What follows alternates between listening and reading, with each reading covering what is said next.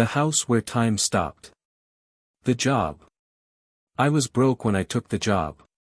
Not, could use a little extra cash, broke, I mean staring at my empty fridge, skipping bills, selling stuff I loved on Craigslist broke.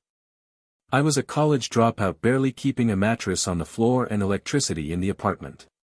So when a woman posted in the local classifieds that she needed someone to watch her house overnight, I didn't even care how weird it sounded.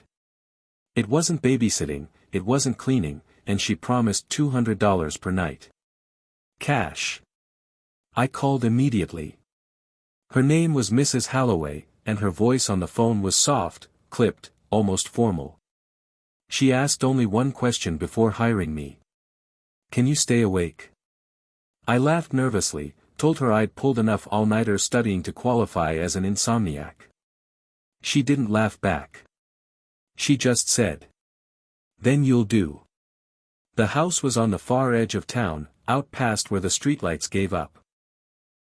A Victorian thing with too many windows and paint peeling off the shutters. You know the kind of house people dare each other to run up to on Halloween? That was this place. When I got there for the first night, she met me at the door. Mrs. Holloway was older, maybe late 70s, with silver hair pulled into a bun so tight it looked painful. Her black dress was dated, like something from another century. She barely greeted me before laying out the rules. 1. Stay inside the house from 9 p.m. to 6 a.m. 2. Do not open the door to anyone. 3. Do not touch the clocks. That was it. I almost laughed. That's all. No cleaning, no walking a dog. Her face stayed serious. The house must be watched. You must be present. That is enough. When I asked about the clocks, she gave me a look I'll never forget, like a teacher warning a child who's about to burn his hand on the stove. They are not yours to touch. They are not yours to move. If you respect this, you'll be fine. Before I could ask what she meant, she handed me an envelope of cash for the night and walked out the door. Left alone, I finally noticed what she meant by clocks. The house was full of them. Grandfather clocks in the hall, mantel clocks on every shelf, cuckoo clocks, carriage clocks, glass-domed anniversary clocks, even tiny wind-up ones tucked onto window sills. Some looked antique, others cheap, but there had to be at least 50 scattered through the rooms. And every single one of them was frozen. The hands pointed to different hours, but none moved. The ticking silence was almost oppressive. I sat down in the parlor with a book I'd brought, but the quiet pressed in on me until I started checking my phone every couple of minutes, just to hear some noise. By midnight, I was struggling to keep my eyes open. That's when I heard it. Tick. Tick. Tick. I froze. It was faint, but unmistakable. Somewhere in the house, one of the clocks had started. I got up, following the sound down the hall, past the grandfather clock with its frozen face, into a sitting room with lace curtains. On the mantel sat a brass carriage clock, its hands stuck at 2:17. And yet, it ticked. The second hand jerked once. Twice. Then stopped again. I stood there, heart pounding, staring at the clock that shouldn't have moved. Then, from deeper in the house, another faint ticking began. And another. And another. By 2 a.m., half a dozen clocks were ticking in different rooms, their hands motionless. It sounded like an army of invisible insects crawling just out of sight. I wanted to leave. I even grabbed my bag and headed for the front door. But when I touched the knob, a memory flashed. Mrs. Holloway's voice, "Do not open the door to anyone." I hesitated. Was that rule about someone outside, or about what might leave the house? I backed away, locking the door again. That's when I heard the chime. It wasn't midnight, or any even hour. It was exactly 2:17 a.m. Every clock in the house, frozen, unmoving, chimed at once. A bone-rattling chorus of bells, gongs, cuckoos, and chimes. It was deafening. I covered my ears, staggering. Then just as suddenly as it began, it stopped. Silence slammed down, so heavy it made my skull ring. And in the silence, I swear I heard a whisper, almost gentle, right behind me. Not much time left. I spun around. No one was there. I didn't sleep that night. At dawn, Mrs. Halloway returned. She looked at me once and said, "You heard them, didn't you?" I didn't know what to say, so I just nodded. She sighed, almost with relief. "Good. Then you understand why the house must never be left alone." I wanted to quit right then. But $200 cash was in my pocket, and I was desperate. So instead, I asked her what the clocks meant. Her answer chilled me worse than the whisper had. "They are not clocks. They are records." When I pressed, she only smiled, not kindly, but like someone keeping a cruel secret. "You'll see soon enough," she said. "Everyone does." That night, I came back. I don't know if it was greed, desperation, or morbid curiosity. Maybe all three. But when I walked into that house of frozen clocks, one thing was certain. They were waiting for me. The records. The second night, I told myself I was ready. I wasn't. Walking back into the house felt like stepping into a museum of silence. Every clock face stared at me, hands locked, waiting. I set my bag down in the parlor, turned on a lamp, and tried to distract myself with a podcast. Anything to fill the air. By 11:30, the silence had thickened again. My phone battery dropped to 12%. I plugged it in, but the outlet sparked, and the charger died. Great. Now it was just me, a book, and the house. When the first ticking started, I nearly dropped the flashlight.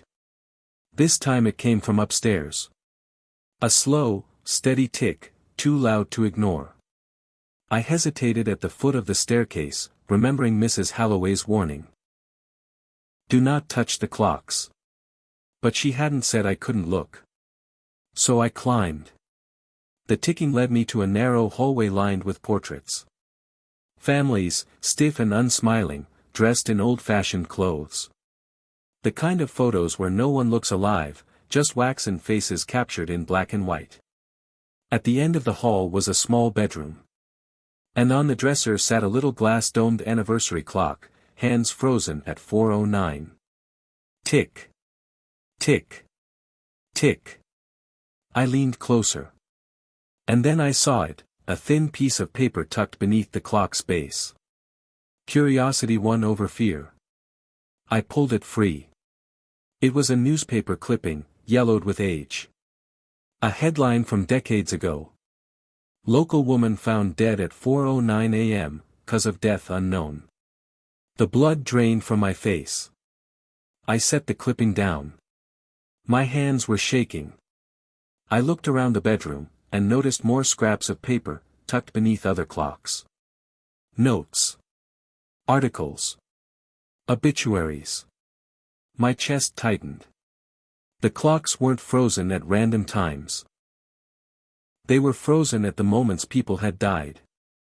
I spent the next hour wandering room to room, checking clock after clock. Each had something beneath it, a record. Sometimes it was a whole obituary, sometimes just a handwritten name and a time scrawled on an index card. 1:12, drowned in bathtub. 7:45, car accident. 11:03, house fire. Dozens of them. Maybe hundreds. And then I found one that made my stomach flip. It was in the upstairs study, on a shelf crowded with ornate brass clocks. The time on this one, 3:16. The paper beneath it was newer. Crisp. Printed only a few years ago. Tyler Mason, age 22. Cause of death, overdose. Time of death, 3:16 a.m. Tyler Mason had been my best friend in high school. We hadn't spoken in years, but I knew he'd died young. I'd even gone to the funeral. But seeing his name in that house, beneath a frozen clock, made the hair rise on my arms. How the hell had Mrs. Holloway gotten this? I went back downstairs, my mind racing. I couldn't sit still. Every corner of the house felt like it was holding its breath, listening to me discover its secrets. By 2 a.m., the ticking had spread again. Not just one clock, but many. Some loud, some faint, a swarm of time that shouldn't move. And then, all at once, they chimed. Not at midnight. Not on the hour. They all chimed at their own times. Dozens of death bells, all at once. I dropped to my knees, covering my ears, heart hammering. I wanted out. I didn't care about the money anymore. I grabbed my bag and stumbled to the front door. The knob wouldn't turn. I twisted harder. Yanked. Nothing. It was locked from the inside, but the deadbolt was gone. Just, smooth wood, where the lock had been. Then a voice whispered from behind me. Don't leave. Not yet. I spun around. The parlor was empty. The whisper came again, this time from upstairs. From the hall of portraits. I should have run. But something in me needed to know.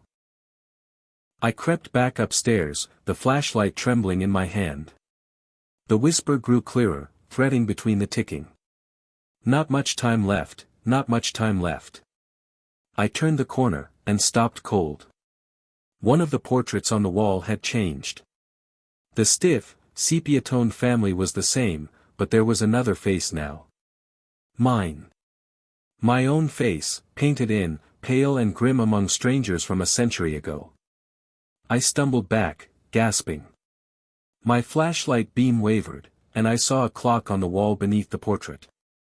A small silver clock. Its hands frozen at a time I recognized instantly. 2:17. The same time I'd heard the whisper on the first night. The same time every clock had chimed together. I dropped the flashlight. My pulse roared in my ears. The paper tucked beneath the clock had one word written on it, in spidery handwriting. My name. That was the moment I knew I was trapped. The clocks weren't just records of the dead. They were records of the next. And one of them was mine. My clock. The moment I saw my name under that silver clock, I almost passed out. My legs went weak, and I had to grab the wall just to stay upright. My name, scrawled in shaking black ink, sitting beneath a frozen dial locked on 2:17. It didn't make sense. Why me? Why now? The paper trembled in my hands as I read it again and again, hoping I'd somehow misread. But there it was. My full name, written like an obituary waiting to happen. And I couldn't shake the thought, if every clock marked a death, then mine meant. I swallowed hard. The thought alone nearly broke me. I don't know how long I stood there, but eventually I forced myself downstairs. My mind raced in circles. Mrs. Holloway had warned me not to touch the clocks. But she'd never said what would happen if I did. Was this thing inevitable?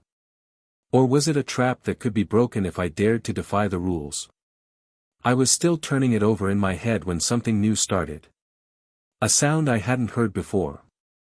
Knock. Knock. Knock. 3 sharp raps against the front door. I froze, blood running cold. No one should have been there. It was past 3 a.m. The knocking came again. This time slower, heavier. Knock. Knock. Knock. I backed away, shaking my head. Mrs. Holloway's first rule echoed in my skull, do not open the door to anyone. But then a voice came through the wood. A voice I knew. It's me. Open up. It was my voice. I clamped a hand over my mouth like that would stop it. My own voice, calm, urgent, pleading, drifted through the door. Let me in. I can explain. Please. My heart pounded. My throat was dry. I thought of the portrait upstairs, of my name beneath that silver clock. I thought of all the whispers saying not much time left. I didn't open the door. I ran. I bolted into the kitchen, into the back halls, trying to put as much distance as possible between me and that sound. But the voice followed. It seeped through the walls, echoing down every corridor. You don't have to die here. Open the door. I can change it. Just let me in. I covered my ears, but it didn't stop. By 4 a.m., the voice was everywhere. My voice. My laugh. My scream. It chased me from room to room until I was cornered in the upstairs study again, surrounded by clocks that ticked without moving. And then, as suddenly as it began, it stopped. The house fell silent. That silence was worse than the knocking. Worse than the chimes. I couldn't breathe under it. My skin crawled with the weight of absence. I thought maybe, it was over. Until I noticed something on the desk. A new scrap of paper, still curling from where it had been slid under the base of a clock. The ink was wet. It was my name again. But this time, beneath it, there was more. Cause of death, unknown. Time of death, 2:17. And underneath, in shaky handwriting. Tonight. I nearly screamed. I backed away, stumbling into the shelves, scattering books to the floor. The clock on the desk, my clock, ticked once. Twice. Its frozen hands didn't move, but I heard the mechanism grinding, alive. I didn't think. I grabbed the clock with both hands and hurled it against the wall. The glass shattered. The metal bent. The ticking stopped. For a heartbeat, I felt hope. Then the entire house roared to life. Every clock, in every room, began to tick at once. Some fast, some slow, some deep and thunderous. The walls vibrated with the sound of impossible time, a storm of ticking so loud I thought my eardrums would burst. I dropped to the floor, clutching my head, screaming silently into the carpet. And through that chaos, a voice whispered, calm and close. You shouldn't have done that. I don't remember the rest of the night clearly. Just fragments. The sound of the clocks crashing down from shelves, falling like dead birds. The portrait's eyes following me as I ran room to room. My own voice whispering in my ear, from behind, though no one was there. When the sun finally rose, the ticking stopped. The house was silent again. I was curled on the floor of the parlor, shaking, glass embedded in my hands. At 6 a.m. sharp, the front door unlocked. Mrs. Halloway stepped inside, her expression unchanged, as if nothing were wrong. She looked around at the shattered clock pieces scattered across the carpet, then at me. You touched it, she said flatly. Not a question. I tried to speak, but my throat was raw. I managed to choke out, why? Why is my name here? What does it mean? Her lips pressed into a thin line. She sighed, almost weary. Because the house chose you. I stared at her. My chest ached. What does that mean? But she only turned away, picking up a broken fragment of the silver clock, running her finger along the jagged edge. You should leave, she said finally. Tonight, don't come back. I wanted to argue, to demand answers. But the way she looked at me, like a doctor delivering a terminal diagnosis, made my words die in my throat. I left with my hands still bleeding. But I knew one thing. The house wasn't done with me. And neither was my clock. The last hour. I didn't go back the next night. I told myself I wouldn't. I told myself I was done, that no amount of money could drag me into that cursed house again. I tried to sleep in my own bed, but sleep didn't come. At 2:17 a.m., I jolted awake, heart racing, certain someone had whispered my name. By morning, I'd convinced myself it was paranoia. But when I checked my phone, I had a voicemail. No number. Just static, and underneath it, faint but unmistakable. My own voice. Not much time left. I lasted 2 more nights before I broke. On the 3rd night, I drove back to the house. I didn't even know why. Maybe I thought confronting it would change something. Maybe I thought I could take control. But deep down, I knew the truth, the house had already marked me. Mrs. Halloway was waiting on the porch. She looked older than before, her eyes sunken, her posture bent. "I told you not to return," she said. "I need answers," I shot back. My voice cracked. "What are those clocks? Why is my name on one of them?" She looked past me, toward the trees, like she was listening to something I couldn't hear. Finally, she sighed. "They're not clocks," she whispered. "They're doors. Each one holds the last moment of a life. When the house chooses someone, their moment is set aside, waiting." My stomach turned. "So you knew I was next?" She nodded once. "Yes." "Then why me?" Her lips trembled. "Because I was the last one.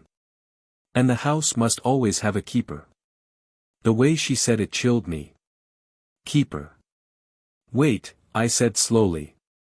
"You mean, you've been..." She didn't answer. She only pressed something into my hand. A brass key, old and heavy. "Tonight is your last night," she said. "If you survive until dawn, the house will take me back instead. But if you fail..." She didn't finish. She just turned and walked into the darkness, leaving me with the key. Inside, the house was already alive. Every clock ticked in a chorus, though their hands didn't move. The portrait's eyes seemed to follow me. The silver clock, my clock, sat repaired on the desk, whole again, its face gleaming as if it had never been smashed. The key grew hot in my hand. I don't know what possessed me, but I jammed it into the back of the silver clock. It turned smoothly, like it had been waiting for me. The hands began to move. 2:16. 2:16 and 30 seconds. The ticking grew deafening. I realized with horror that it wasn't counting toward dawn. It was counting toward my death. I ran. Through the halls, through the rooms, every clock blaring, every portrait twisting into sneering faces. The house seemed endless, corridors stretching where walls should be, stairs looping back into the same hallway again and again. And behind me, following, always following, came footsteps. Heavy. Inhuman. I didn't dare look. At 2:17 less 10 seconds, I burst into the parlor. The front door loomed ahead, glowing faintly, like it was the only real thing left in the world. I grabbed the knob.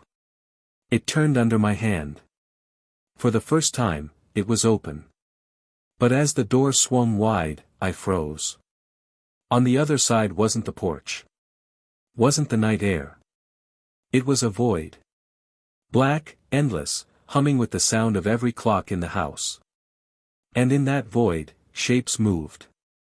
Pale, half-formed faces, whispering in 1,000 voices at once. Voices of the dead. Voices of the clocks. Voices of me. Not much time left. 2:17. The house fell silent. Something yanked me forward. I clung to the doorframe, screaming, but the blackness pulled harder. My fingernails tore as I fought, but one by one my fingers slipped. The last thing I saw was the silver clock on the desk, its hands frozen once more at 2:17. My name beneath it. Permanent. Then the darkness swallowed me whole. They say the house still stands, out past the edge of town. The neighbors whisper that sometimes, if you pass by after midnight, you'll hear faint ticking through the boarded windows. And if you get close enough to press your ear to the door, you might hear a voice whisper on the other side. A voice that sounds a lot like mine.